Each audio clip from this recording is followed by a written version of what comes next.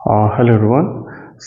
In this video, we will discuss about the introduction of the philosophy, the remaining part. We were discussing about the same topic in my last video, but some part of this chapter remaining. So here in this video, we will discuss that. हम दर्शन शास्त्र के परिचय के बारे में बात कर रहे थे और आज हम पढ़ेंगे दर्शन शास्त्र की कुछ प्रमुख शाखाएं। तो दर्शन शास्त्र की शाखाएं। दर्शन शास्त्र की एक प्रमुख शाखा है तत्वमीमांसा, और यहाँ मीमांसा का मतलब खोज या फिर विवेचना या वर्णन करना और या फिर समीक्षा करना, ये मीमांसा का मतलब है। दर्शन शास्त्र की शाखाओं की बात कर रहे हैं। दर्शन शास्त्र की प्रमुख शाखाएं हैं तत्वमीमांसा और एपिस्टेमोलॉजी, ज्ञान मीमांसा, मेटाफिजिक्स और एथिक्स, नीतिशास्त्र और तर्कशास्त्र, लॉजिक। तो ये चार मेन ब्रांचेस हैं, और भी हम दर्शन शास्त्र के अंतर्गत और भी सब पार्ट करके हम आगे बढ़ते हैं। और दर्शन शास्त्र की प्रमुख शाखा तत्वमीमांसा, ज्ञान मीमांसा और नीतिशास्त्र है और तर्कशास्त्र। तो तत्वमीमांसा को हम यहाँ देख रहे हैं। इसका मतलब तत्वमीमांसा है क्या? तो मीमांसा का संबंध है, मीमांसा का अर्थ है खोजना, विवेचना करना, वर्णन करना या फिर समीक्षा करना। और ये तत्व है, तो इस तत्व के रूप में हम जगत का विवेचना, जगत की खोज या फिर जगत का वर्णन कर सकते हैं, या फिर ईश्वर का या फिर आत्मा का। तो तत्व के रूप में हम इनकी खोज, इनका वर्णन कर सकते हैं और इनकी मीमांसा कर सकते हैं। और हम ब्रह्म की, वो ईश्वरी हो गया, ब्रह्म की, जीव की यानी आत्मा, और माया की अर्थात ये जगत, हम ब्रह्म जी और माया की बात करते हैं तत्व के रूप में। तो जब हम इस तत्व को भौतिक रूप में देखते हैं अर्थात जगत को, तो हम यहाँ भौतिकवाद के बारे में पढ़ते हैं। और जब हम इसे चेतन रूप में देखते हैं तो हम यहाँ अध्यात्मवाद के बारे में पढ़ते हैं। तो तत्व यदि भौतिक हो तो भौतिकवाद, और तत्व जब चेतन हो तो अध्यात्मवाद। यह तत्व जब एक तत्व हो, जब हम जगत की बात कर रहे हो, और जब ये एक तत्व हो तो यहाँ एक तत्ववाद, और जब यही दो तत्व हो तो वहाँ द्वैतवाद, और जब यहाँ बहुत सारे तत्व हों तो इसे अनेकांतवाद कहते हैं।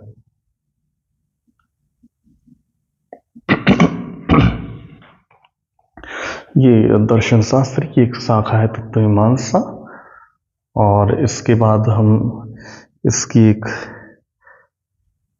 अन्य शाखा के बारे में पढ़ेंगे जो है ज्ञान मीमांसा।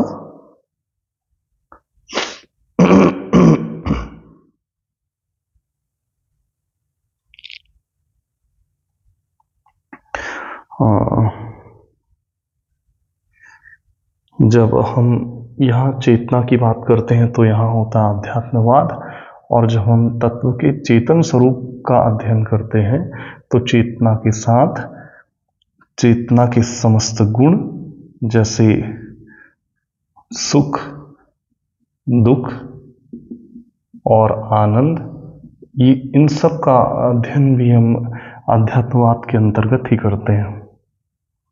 इसके बाद हम ज्ञान मीमांसा देखेंगे।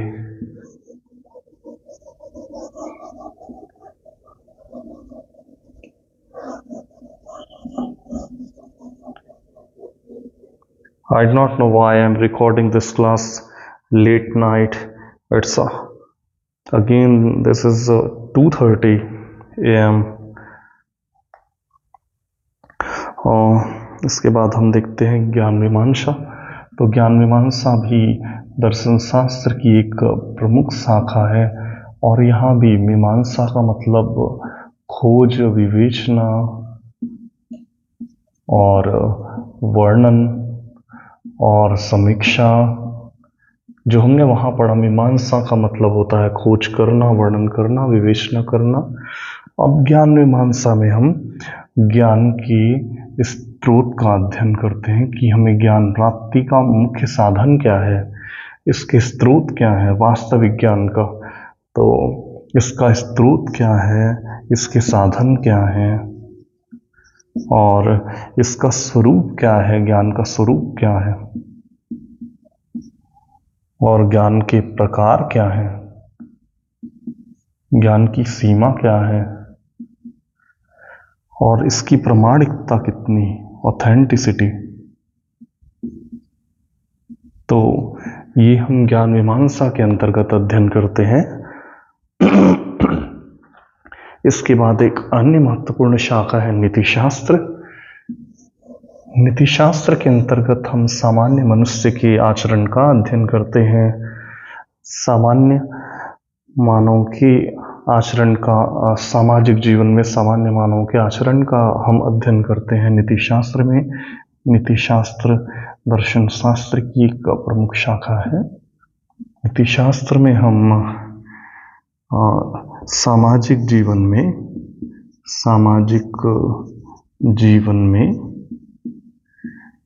सामान्य मानव के आचरण का अध्ययन करते हैं। ये है नीतिशास्त्र।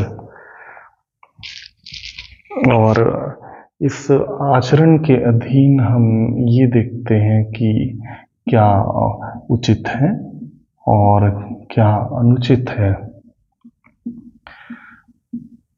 सामान्य मनुष्य का आचरण सामाजिक जीवन में, उस आचरण में हम ये देखते हैं कि क्या उचित है समाज के हिसाब से और क्या अनुचित है।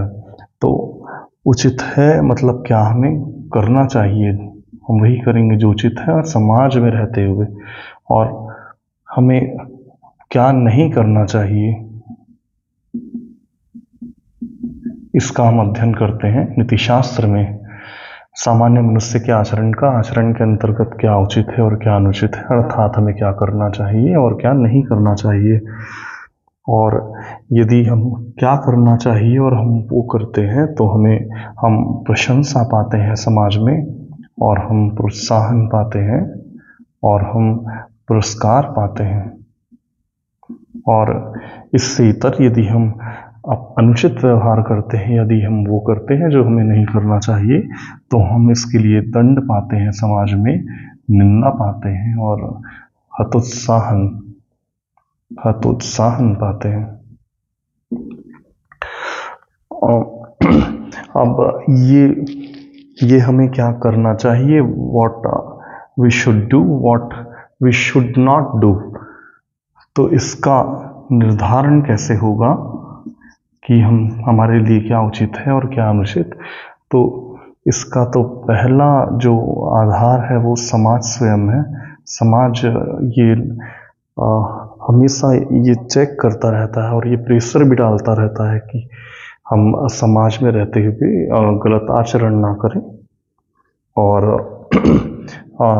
हमारे यहाँ समाज में कानून का प्रावधान है, तो कानून के अधीन हम क्या करना चाहिए और क्या नहीं करना चाहिए इसका निर्धारण करते हैं। और धर्म भी हमें ये शिक्षा देता है कि हम क्या करें और क्या ना करें, और हमारे समस्त कर्मों का परिणाम वो स्वयं हमें अनुभव से हमें ये सिखाता है कि हमें क्या करना चाहिए और क्या नहीं।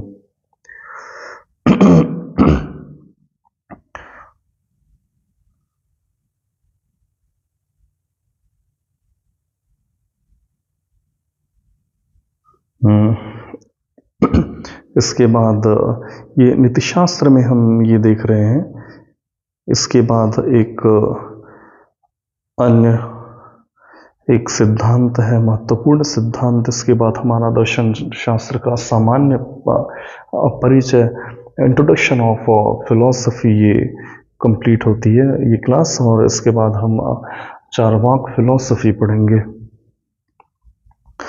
तो इसके बाद एक अन्य महत्वपूर्ण टॉपिक है दर्शन शास्त्र के परिचय में, और वो है कर्म सिद्धांत, कर्म थ्योरी या फिर कर्मवाद।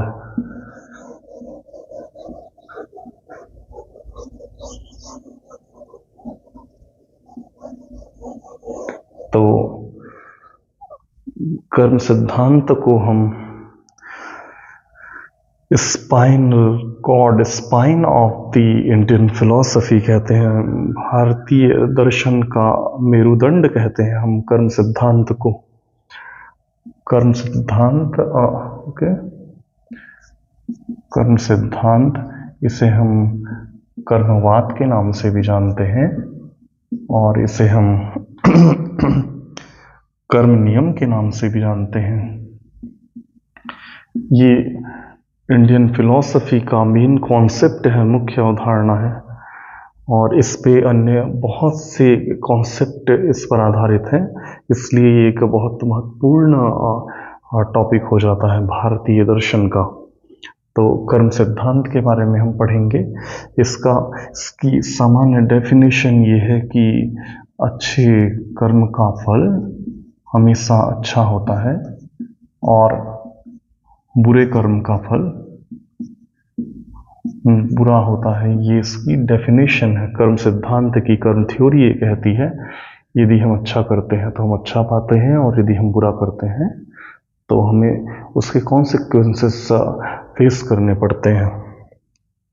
और दुनिया का प्रत्येक धर्म इस बात में बिलीव करता है। कर्म सिद्धांत इंडियन फिलॉसफी का मेन कॉन्सेप्ट है, और इस एकमात्र सिद्धांत के कारण यहाँ न्याय की भूमिका बहुत बढ़ जाती है, क्योंकि यदि हम बुरा करें तो बुरे कर्म के लिए हमें दंड का प्रावधान है हमारे समाज में, और इसके लिए हमारे पास न्यायपालिका का प्रावधान है प्रत्येक समाज में। तो हम यदि बुरा करेंगे या गलत कर्म करें तो हम दंड के भागीदार होंगे, और कभी ऐसा हो कि हम समाज में अपनी न्यायपालिका से बच जाएं बुरे कर्म करने के पश्चात भी, तो दर्शन शास्त्र में ईश्वर की अवधारणा जो कर्म सिद्धांत के साथ हम इसे जोड़ सकते हैं कि ईश्वर की अवधारणा के तहत ईश्वर को हम सर्वज्ञ कहते हैं। ईश्वर सर्वज्ञ है, सर्वशक्तिशाली है, और सर्वनियंता है, सर्वव्यापक है। तो और फल प्रदाता है। ईश्वर सर्वज्ञ है और फल प्रदाता है। तो ईश्वर की नज़रों से, क्योंकि वो सर्वव्यापक है, ईश्वर का कॉन्सेप्ट है ये कि वो सर्वव्यापक है, तो ईश्वर की नज़रों से कोई बच नहीं सकता। इसलिए हम अंततः ये मानते हैं कि हम इस देश की अदालत से बच भी जाएं बुरा करने के पश्चात भी, परंतु हम ईश्वर की नज़र से कभी भी नहीं बच सकते। यदि हमने कुछ बुरा किया है तो इसका परिणाम हमें भोगना होगा। ये दर्शन शास्त्र हमें कर्म सिद्धांत के तहत शिक्षा देता है। और इसके साथ ही, क्योंकि हम कर्म सिद्धांत पढ़ रहे हैं, तो कभी इस जन्म में यदि हमें ऐसा लगे कि हमने बुरा किया और उसका परिणाम हमको नहीं मिला, और इसलिए हम और बुरा करते जाएं, क्योंकि ऐसा कुछ भी नहीं है कि हमें उसके कॉन्सिक्वेंसेस भोगने पड़ेंगे, तो हमें उसके कॉन्सिक्वेंसेस फेस करने पड़ेंगे। तो इसके साथ हम पुनर्जन्म की अवधारणा, भारतीय दर्शन हमें हमारे किए हुए कर्म का फल हमें अंततः भोगना ही होगा। यदि इस जन्म में नहीं तो अगले जन्म में, तो नेक्स्ट बर्थ अर्थात पुनर्जन्म का कॉन्सेप्ट यहाँ आता है कर्म सिद्धांत के साथ। और इसके साथ कर्म सिद्धांत के साथ ही और दर्शन शास्त्र के अन्य महत्वपूर्ण कॉन्सेप्ट कैसे आते हैं, तो जब हम कर्मफल की बात करें, जब हम इस जन्म में अपने कर्मफल ना भोग पाए, तो इसके लिए हमें अपने नेक्स्ट जन्म में, लेकिन उस कर्म का फल तो हमें भोगना ही होगा जो हमने किया है। तो इसके साथ ही हम यहाँ पुनर्जन्म का कॉन्सेप्ट आता है। और कभी हमने किया ही नहीं और हम ऐसा फल भोग रहे हैं, तो इसके साथ पूर्व जन्म का कॉन्सेप्ट हम पढ़ते हैं। ये दर्शन शास्त्र का महत्वपूर्ण टॉपिक है जो अपने साथ इन सब कॉन्सेप्ट को लेके आता है। और ईश्वर सर्वज्ञ है, सर्व फल प्रदाता है, इसलिए ईश्वर का कॉन्सेप्ट इसके साथ बहुत गहराई से जुड़ा हुआ है। और हम क्योंकि पूर्वजन्म और पुनर्जन्म की बात करते हैं, इसलिए इसमें हम आत्मा की अमरता का सिद्धांत भी यहाँ हम देख सकते हैं, क्योंकि ये हमारे भारतीय दर्शन का एक महत्वपूर्ण विषय है। ये नाहन्यते नाहन्य माने की आत्मा ना तो जन्मती है ना नष्ट होती है, तो आत्मा शाश्वत है। ये आत्मा का अमरता का सिद्धांत है जो कि कर्म सिद्धांत के साथ ही जन्म लेता है। और इसके साथ ही मोक्ष, इन समस्त यात्रा का अंतिम अंत क्या होगा कि हम ये समस्त चीज़ें अनवरत जारी रहेंगी, तो ऐसा नहीं है। यहाँ मोक्ष का कॉन्सेप्ट भी है, लिबरेशन का, जो हमें अंततः अनंत आनंद की ओर ये हमें प्रेरित करता है। और ये कॉन्सेप्ट भी कर्म सिद्धांत से ही जुड़ा हुआ है। तो ये कुछ मेन कॉन्सेप्ट है। हमने दर्शन शास्त्र की प्रमुख शाखाओं को देखा, तत्व मीमांसा, ज्ञान मीमांसा, नीति शास्त्र और ये कर्म सिद्धांत, कर्मवाद या फिर कर्म नियम। तो कर्म सिद्धांत के साथ यहाँ हमने कर्म सिद्धांत है क्या, इसकी परिभाषा देखी है, सामान्य परिभाषा। और इसके बाद इसके साथ कुछ महत्वपूर्ण टॉपिक जो ये पूर्वजन्म, पुनर्जन्म, ईश्वर, आत्मा और मोक्ष, ये हमने दर्शन शास्त्र के सामान्य परिचय के अधीन देखा। इसे हम भारतीय दर्शन का मेरुदंड कहते हैं। ये भारतीय दर्शन का मेरुदंड कहते हैं हम किसे, कर्म सिद्धांत को। और इसकी तुलना हम करते हैं आर्टिकल 21 से। आर्टिकल 21 से हम इसकी तुलना करते हैं इंडियन कॉन्स्टिट्यूशन के। ये आर्टिकल 21 जीवन का अधिकार है। आर्टिकल 21 इंडियन कॉन्स्टिट्यूशन का महत्वपूर्ण अनुच्छेद है। और हम इस कर्म सिद्धांत की तुलना करते हैं आर्टिकल 21 ऑफ इंडियन कॉन्स्टिट्यूशन। तो ये टॉपिक यहाँ कंप्लीट होता है, इंट्रोडक्शन ऑफ फिलॉसफी। इसके बाद हम कुछ और टॉपिक लेके यहाँ उपस्थित होंगे। Thank you so much, and stay tuned. Please watch the videos and topics. Thank you so much. Bye bye.